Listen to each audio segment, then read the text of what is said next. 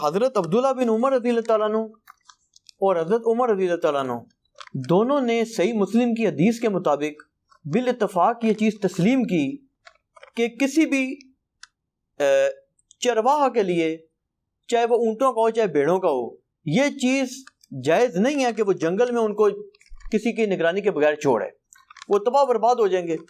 تو یہ کیوں کر ممکن ہے عقلاً بھی کہ رسول اکرم صلی اللہ علیہ وسلم امت کو چھوڑ جائیں؟ ایک یہ اعتراض کرتے ہیں، ایک اعتراض یہ کرتے ہیں جی کہ اسی سے ضمن یہ سوال ہے، آپ دونوں کا اکٹھا ہی جواب دے دیں کہ قرآن سے ثابت کریں کہ ایک تو یہ ہے کہ کسی کو بھی اللہ تعالیٰ نے اختیار دیا ہو کہ تم اپنے حکمران خود چنو، اور دوسری چیز یہ ہے کہ کیا قرآن میں سے یہ چیز ثابت ہوتی ہے کہ کوئی نبی ایسا گزرا ہو، ایک نبی 1.25 لاکھ نبیوں میں، کہ جس نے امت کو ایسے ہی چھوڑ دیا ہو بغیر وصیت کیے ہوئے؟ ہاں جی، رسول اللہ صلی اللہ علیہ وآلہ وسلم۔ اس کی وجہ یہ ہے، دیکھیں رسول اللہ کی مثال اس اسپیسیفک کیس میں اس لیے پیش نہیں کی جا سکتی کہ آپ کے ساتھ ایک ایسی چیز جڑی ہوئی ہے جو آپ کو اگلے انبیاء سے ممتاز کر دیتی ہے، لہٰذا نبی کے جیسا ہے ہی کوئی نہیں۔ کیوں؟ وہ ہے ختم نبوت۔ پہلے کوئی خاتم النبیین 1.25 لاکھ میں لے کے آئے اور اس سے ثابت کریں کہ وہ خاتم النبیین تھا اور اس نے اپنا وصی چھوڑا پیچھے، پھر بات ہوگی۔ یہ تاریخ میں وہی پہلی دفعہ ہے کہ اللہ نے فیصلہ کر لیا کہ اب آسمان کا زمین سے رشتہ ختم۔ ہم آپ کو کہاں سے مثال لا کے دیں؟ کیونکہ ختم نبوت ہو گئی نا، رسول اللہ کی مثال ہے ہی نہیں نا قرآن میں، آپ جیسا تو ہے ہی کوئی نہیں ہے۔ ختم نبوت کی برکت سے اللہ نے امت کو ٹرانسفر کر دیا۔ جی ٹرانسفر کیا ہے، مجھے کیا ہے، آپ کو کیا ہے۔ کنتم خیر امۃ اخرجت للناس تأمرون بالمعروف وتنہون عن المنکر وتؤمنون باللہ۔ پوری امت کو ٹرانسفر کر دیا نبیوں والا کام، ٹھیک ہے۔ وسیع ایک اسپیسیفک بندے کو نہیں بنایا۔ چونکہ ختم نبوت ہو چکی، اب نبی علیہ السلام نے امت کو اس اعتبار سے کوئی سکسیسر کے ساتھ نہیں چھوڑا سوائے اس کتاب کے۔ اس کی وجہ یہ ہے، اگر آپ کہتے ہیں نا بندہ چھوڑتا تو اب آپ نے قائم رہنا ہے۔ اگر اگلے انبیاء تھے تو وہ اپنی جگہ نبی یا وصی چھوڑتے تھے، اور وصی وہ نبی ہوتا تھا تو وہ اگلا چھوڑتا تھا، یہ چین ٹوٹتی نہیں تھی نا۔ تو آپ کی چین تو ٹوٹ گئی ہے، 1200 سال سے ٹوٹی پڑی ہوئی ہے۔ ہم نے آپ سے واٹس ایپ نمبر مانگا امام مہدی کا، آپ نے کہا گستاخی کر دی۔ ہم نے کہا میرے بھائی اگر آپ بتائیں گے کہ فلاں عالم دین فلاں جگہ پہ، ہم اس کا ایڈریس نہیں مانگیں گے آپ سے، ٹھیک ہے۔ 1200 سال سے چین آپ کی ٹوٹی ہوئی ہے، اس لیے کہ آپ کی کمیونیکیشن ہی نہیں ہے اس بندے کے ساتھ، تو اینڈ رزلٹ تو آپ کا بھی یہ نکلا، لیکن ہماری چین نہیں ٹوٹی ہے، حضور کا وصی قرآن ہے۔ یہ بخاری مسلم سے ہم نے ثابت کیا۔ ہاں شکر ہے کہ میں 12 اماموں کے زمانے میں نہیں پیدا ہوا، میرے پاس کوئی جواب نہ ہوتا۔ اللہ نے مجھے بچا لیا ہے، ایس موقع میں تو فیل کر چھڑیا۔ میں 14ویں صدی چ آیا ہوں، جدو تہنوں ہی 1200 سال تو ڈکا لگیا ہوا ہے کہ بندہ تہاڈے سامنے نہیں ہے، امام غائب ہے نا، ہاں تو تہاڈا تو کم ہو گیا نا۔ میں نے آپ کا جواب دے دیا۔ اب آ جائیں وہ والا، وہ حدیث آپ ہمیں بخاری سے پیش کریں، مسلم سے پیش کریں۔ بخاری میں بھی ہے، مسلم میں بھی ہے، ہاں کچھ حصہ اس کا بخاری میں بھی ہے۔ اس میں آگے الفاظ عبداللہ بن عمر کے بھی پڑھ لینا، آدھی حدیث تو نہ پیش کریں۔ عبداللہ بن عمر کہتے ہیں یہ ان کا اجتہاد تھا۔ وہ چرواہے والی جو آپ نے بات کی کہ چرواہا بھی تو بھیڑ بکریاں نہیں چھوڑ کے جاتا، تو یہ کیسے ہو سکتا ہے کہ میرا باپ جو ہے وہ بغیر کسی کو خلیفہ نامزد کیے ہوئے مر جائے؟ اچھا، اور اس سے انہوں نے یہ رزلٹ نکالا کہ اگر اتنی عقل حضرت عمر میں تھی تو رسول اللہ میں تو اس سے زیادہ عقل تھی، انہوں نے بھی اپنا خلیفہ کسی کو چھوڑا ہوگا۔ یہ انالوجی بنائی ہے نا، تو سرکار اسی حدیث میں آگے جواب ہے۔ عبداللہ بن عمر کہتے ہیں میں نے یہ گمان کیا، لیکن بعد میں مجھے لوگوں نے بتایا حضرت عمر کے ریفرنس سے کہ حضرت عمر نے ایک جملہ بولا ہے کہ اگر میں اپنے بعد کسی کو اپنا خلیفہ نامزد کرتا ہوں تو میں اس شخص کی سنت پہ عمل کرتا ہوں جو مجھ سے بہتر تھا، ابو بکر، اور اگر نہیں کرتا تو میں اس کی سنت پہ عمل کرتا ہوں جو اس سے بھی بہتر تھا، رسول اللہ۔ تو کہتے ہیں عبداللہ بن عمر، میں نے کہا اب میرے ابا جی کسی کو خلیفہ نامزد نہیں کریں گے، وہ رسول اللہ کے طریقے کو اڈاپٹ کریں گے، کیونکہ میرے ابا جی جب کمپیریزن کرتے تھے اور حضور کی کوئی بات آ جاتی تھی تو دوسروں کو چھوڑ دیتے تھے۔ میں نے کہا اچھا ابا نے یہ بات کی ہے، اون ابا نے کسی کو خلیفہ نہیں بنانا۔ جب انہوں نے یہ بول دیا نا کہ میں اگر خلیفہ بناتا ہوں تو ابو بکر کے طریقے پہ چلتا ہوں، اور اگر نہیں بناتا تو میں رسول اللہ کے طریقے پہ، تو عبداللہ بن عمر کے الفاظ اسی حدیث میں موجود ہیں کہ میں نے سمجھ لیا اب میرا ابا کسی کو خلیفہ نہیں بنائے گا۔ تو اس میں خود موجود ہے کہ حضرت عمر خود کہہ رہے ہیں کہ خلیفہ نہ چھوڑنا پولیٹیکل، یہ سب سے بہتر طریقہ اور رسول اللہ کا طریقہ ہے۔ ادھی روایتہ پیش کرتے ہیں. دیکھیں ہمارا یہ چیلنج ہے, ہمارے مخالفین جو بھی یہ پک اینڈ چوز کرتے ہیں وہ پوری روایتیں نہیں پیش کر سکتے. یہی لوگ ہیں. اور جی مسند احمد میں اما عائشہ نے حضور کے اوپر ماتم کیا تھا, اگے بھی پڑھو نا. انہوں نے کہا یہ میری کم سنی تھی اور بعد میں مجھے اس کے اوپر افسوس ہوا. اے نہیں پڑھ دے نہیں جی کیتا تے ہے نا, وہ اگے دے انہوں نے رجوع ریکارڈ کراتا نا. حقیقت بات ہے, آپ اس کو چھوڑ دیں. میں کہتا ہوں کہ جی نبی علیہ السلام سے جو صحابہ کی عقیدت تھی اس میں وقتی طور پہ سارے صحابہ بھی کالے کپڑے پہن کے ماتم شروع کر دیتے نا, کوئی بعید بات نہیں تھی. اس سے بڑی چیز ہوگی کہ حضرت عمر نے تلوار اٹھا لی کہ میں قتل کر دوں گا جو کہہ رہے. صحابہ کے ساتھ, صحابہ کا عشق ہی حضور کے ساتھ اتنا تھا, اس میں کسی سے بھی مس ہینڈلنگ ہو سکتی تھی. حضرت عمر سے ہو گئی ہے جب حضرت بکر نے ان کو بٹھا دیا اور وہ آیات پڑھی وما محمد الا رسول قد خلت من قبل رسول یا انک میت و انہم میتون, یہ آیات پڑھی. تو سرکار یہاں بیٹھ کے اس سینیریو کو آپ امیجن نہیں کر سکتے. ٹھیک ہے جی, یہاں پہ اور دیکھیں جی لشکر اسامہ نہیں روانہ ہو رہا تھا, حضور نے کہا تھا روانہ کرو.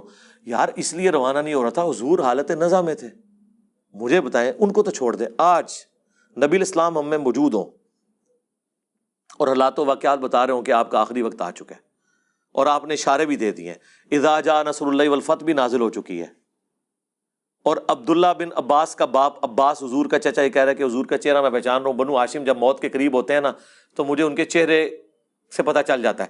ظاہر ہے وہ بنو ہاشم کے یہ سارے سینیریو میں حضور آپ کو یہ کہہ رہے ہیں کہ فلاں جہاد پہ چلے جاؤ.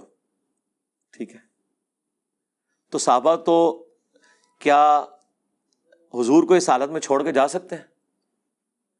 وہ تھوڑے دور جا کے انہوں نے پڑاؤ کر لیا کہ کہیں ایسا نہ حضور فوت ہو جائیں اور ہم حضور کے جنازے میں بھی شامل ہو سکیں. اس سے یہ لوگ پتہ کیا نتیجہ نکالنا چاہتے ہیں, اس پہ بلکہ ویڈیوز بھی بنائی انہوں نے, جو آپ نے اچھا کیا آپ نے یہ بات کور کر لی. میرے ذہن نہیں, میں نے یہ کور کیا ہے جی. میرا ایک لیکچر جسے میں قیامت کے دن رسول اللہ کی بارگاہ میں پیش کر سکتا ہوں وہ ہے کہ رسول اللہ کا قاتل کون.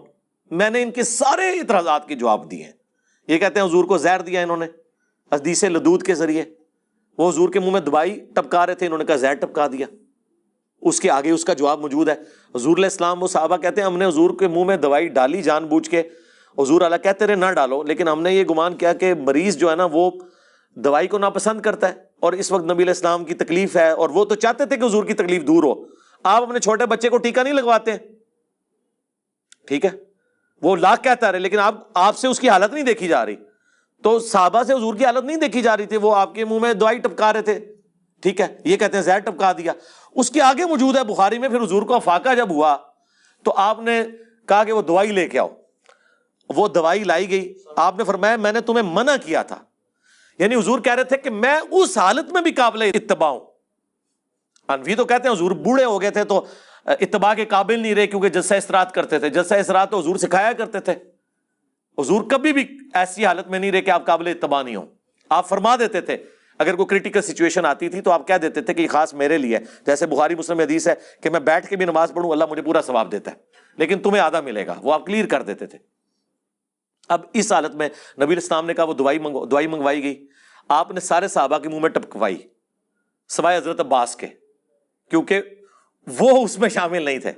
تو سرکار اگر وہ زہر تھا تو سارے مار کیوں نہیں گئے؟ اور دوسرا اس دوائی کے بعد تو حضور صحتیاب ہوئے ہیں. اگر زہر تھا اور حضور اس سے یہ پک اینڈ چوز کرتے ہیں, آؤٹ آف کانٹیکسٹ چیزیں کاٹتے ہیں, اسی میں ان چیزوں کے جواب موجود ہوتے ہیں. علی بھائی جو جیش اسامہ والی بات ہے نا اس کو کلیریفائی کر دیں. جی میں نے کلیریفائی کیا ہے. نہیں اس میں پتہ ہے یہ موقف کیا بناتے ہیں ان کا موقف. جی مجھے پتہ ہے ان کا یہ موقف. کہتے ہیں جی کہ رسول پاک صلی اللہ علیہ وسلم نے جان بوجھ کر ان کو اللہ پاک نے غیبی خبر دی تھی کہ میں دنیا سے وصال فرما رہا ہوں, اور ان کو یہ پتہ تھا ان کے بقول کہ جی وہ یہ معاملات اس طرح کریں گے, اسی لیے انہوں نے یہ جو شیخین علیہ السلام تھے ان کو انہوں نے کہا تھا کہ تم اس چھوٹے بچے کے انڈر ہو کے چلے جاؤ تاکہ یہ لوگ دور ہو جاتے. یہ کہتے ہیں یہ پورا اسقیفہ والا معاملہ ہوتا ہی نا, حضرت علی کو ان کے انڈر نہیں کیا. اس کا مطلب آپ کیا سمجھ رہے ہیں کہ شیخین جو ہیں وہ اللہ سے بھی جیت گئے, رسول اللہ سے بھی جیت گئے, اس اللہ سے جس نے قرآن میں کہا هو الذی ارسل رسولہ بالہدی ودین الحق لیظہرہ علی الدین کلہ, اس دین کو سارے ادیان پہ غالب کرنے کے لیے جس پیغمبر کو بھیجا تھا. قرآن میں 3 جگہ یہ آیت آئی, اللہ تعالیٰ ناکام ہو گیا نعوذ باللہ. اور یہ دین غالب ہوا ہے کہ نہیں مجھے یہ بتائیں. پہلے تو یہ مانے یہ قرآن نے کہا تھا میں غالب کروں گا, کیا ہے نا؟ ہاں تو غالب رسول اللہ کے دور میں ہوا ہے, خلفائے راشدین کے دور میں ہوا ہے.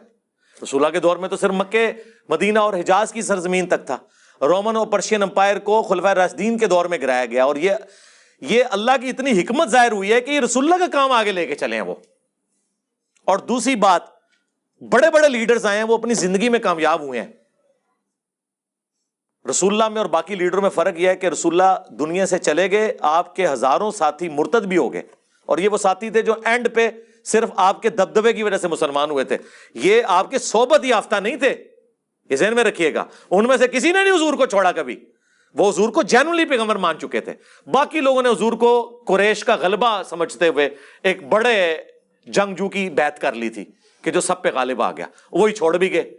اتنے لوگ چھوڑ گئے، چند لوگ باقی رہ گئے، انہوں نے ان کو بھی شکست دی اور رومن اور پرشینز کو بھی شکست دے دی. سوائے اس کے کوئی چیز نہیں ہے کہ غیبی مدد ہے اللہ کی، اور وہ وعدہ پورا ہو گیا. والذی ارسل رسولہ بالہدی ودین الحق لیظہرہ علی الدین کلہ. اور پھر دوسری، میں اس کو کنکلوڈ کرتا ہوں، آپ کے سوال ختم ہو گئے.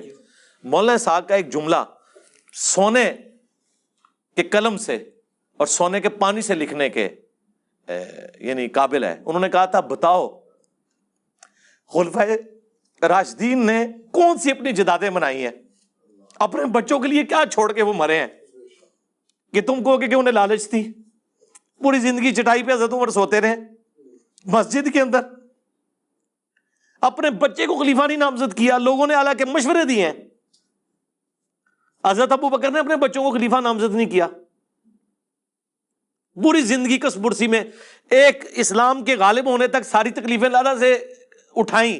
جب اس کا فروٹ کھانے کا وقت آیا ہے، اس وقت بھی جنگوں کی مصیبت کاٹ رہے ہیں. بوڑھے وقت میں تو انسان آرام کرتا ہے. 2.25 سال حضرت ابو بکر کی ایک رات بھی سکون سے گزری ہے. کتنے معاذوں میں جنگ کھولی ہے، منکرین زکات، مسیلمہ کذاب، پرشین امپائر، اور ایون رومن امپائر کے لیے بھی آپ نے اپنے، وہ جب حضرت بلال نہیں ان کو روک رہے تھے، حضرت بلال کو بھی بھیجنا پڑا. حضرت عمر کی پوری زندگی جنگوں سے عبارت ہے. پھر اپنی اولاد کے لیے کیا چھوڑ کے مرے ہیں. زیادہ زیادہ خلیفہ بنا جاتے ہیں نا. جنہوں نے خلیفہ بنایا بنو امیہ نے، وہ نظر آ رہا ہے دنیا کے لیے سب کچھ کیا. جنہوں نے اللہ کے لیے کیا انہوں نے تو اپنی اولاد کو کچھ نہیں دیا. اولاد تو ان کی اسی طرح ہی رہی ہے. محمد بن ابی بکر کو بنو امیہ نے قتل کیا، عبد الرحمن بن ابی بکر کو بنو امیہ نے قتل کیا. ویسے تو کہتے ہیں جی حضرت ابو بکر کی جو اولاد سے ہیں امام جعفر، ٹھیک ہے، تو یہ بتاؤ نا، امام جعفر حضرت ابو بکر کی اس اولاد سے ہیں کہ جس اولاد کو بنو امیہ نے قتل کروایا ہے، محمد بن ابی بکر. اگلی گل نہیں دستے، ادھی گل دس دینے. اس کو تو آپ درست ہی نہیں سمجھتے. یعنی اس سے مراد میں ناسبیوں کو کہہ رہا ہوں. اور ہمیں دوز لگاتے ہیں جی جو ائمہ تھے اہل بیت کے، وہ تو حضرت بکر کی اولاد میں. کیڑی اولاد؟ وہ اولاد جی پرورش مولا علی نے کی تھی، محمد بن بکر کی، جو جنگ جمل میں حضرت عائشہ کو سمجھاتے تھے. اور جب حضرت عائشہ کا اونٹ گرا، اس محمد بن ابی بکر کے ساتھ حضرت علی نے حضرت عائشہ کو احترام کے ساتھ گھر روانہ کیا. جو مسند احمد میں حدیث ہے کہ ایک وقت آئے گا تیرا عائشہ سے جھگڑا ہوگا. حضرت علی نے کہا میں بڑا بدبخت ہوں گا، تو فرمایا تم نے ایسا کرنا ہے، عائشہ کو اس کے گھر تک پہنچا دینا ہے، اور پہنچایا. ٹھیک ہے، تو یہ چھوڑ دیں. مقدمے میں کبھی بھی کوئی جیت نہیں سکتا. پک اینڈ چوز آپ کریں گے تو وہ فٹ ہی نہیں بیٹھے گا. یہ اسی طرح ان کو تو چھوڑ دیں، تو بڑی ہستیاں تھیں. میں اپنے بارے میں دیکھتا ہوں کہ میرے بارے میں بلیم لگا رہے ہیں کہ جناب یہود و نصارہ سے فنڈنگ آ رہی ہے. آپ کیا سمجھتے ہیں یہ جب بکواس کر رہے ہوتے ہیں تو اس سے میرے کوئی ارادہ متزلزل ہوتا ہے؟ میرے تو ایمان میں اور اضافہ ہوتا ہے کہ یا اللہ میں واقعی ٹھیک ہوں، مجھے تو پتا ہے مجھے فنڈنگ نہیں آ رہی. ٹھیک ہے، تو میں تو اور پکا ہو جاتا ہوں نا. اس کے جھوٹے الزام لگانے سے کیا سمجھتے ہیں یہ کہ مجھے پیچھے کر لیں گے؟ میں تو اور چڑھ کے آؤں گا. انہوں نے ٹرینڈ چلایا، میں لا کے ہاتھ چڑھا چڑی. انہیں اس وقت انہوں روندے ہون گے کہ ایسی ٹرینڈ کیوں چلایا. اور ٹرینڈ بھی خیر ان کے اوپر الٹ گیا. اس ٹرینڈ میں تو سارے میکسیمم کمنٹس ہمارے حق میں تھے، ان کے حق میں تو بہت تھوڑے کمنٹس تھے. تو یہ چیز دیکھیں، پک اینڈ چوز نہ کریں، مقدمے کو دیکھیں. صلو علی محمد وآل محمد، اللہم صلی علی محمد وعلی آل محمد واصحاب محمد وازواج محمد وامت محمد اجمعین الی یوم الدین.